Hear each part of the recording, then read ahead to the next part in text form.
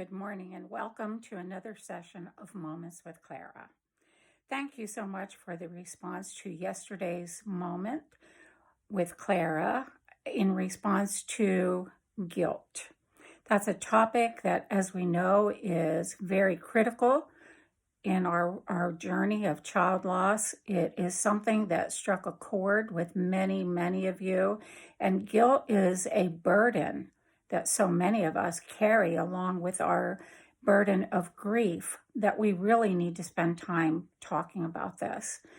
I am going to do today's session and then tomorrow yet on the topic of guilt, why we feel guilty, and how we can rid ourselves of some of this guilt.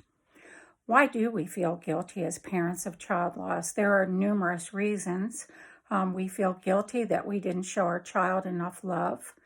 In the matter of possibly drug overdose, we feel guilty that we weren't able to help our child more.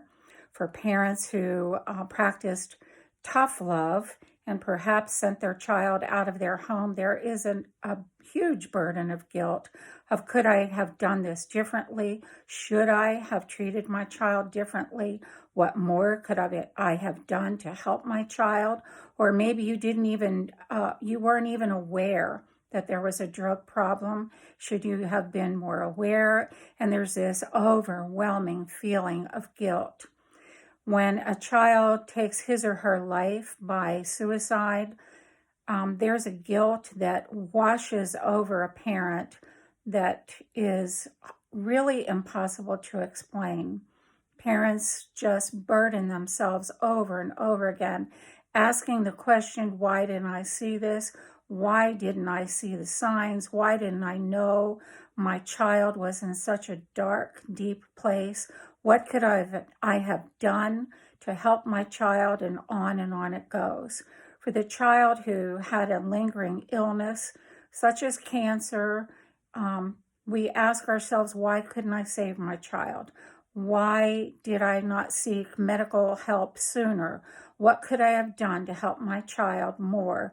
And on, we punish ourselves over and over and over again with this emotional guilt. Why do we do this? Because we wanted things to be different. We wanted the outcome to be different. We are just in that state of horror that this happened, that our child is no longer with us, and we wish that we could have done something to save our child. I think every parent who has lost a child goes through these tormenting emotions of guilt. We know that we shouldn't, yet we do. We know that we should release the guilt, yet we don't. Why? Because it's so difficult. As I talked about yesterday, I carried my heavy guilt for more than 50 years about the loss of my sister, Carmela.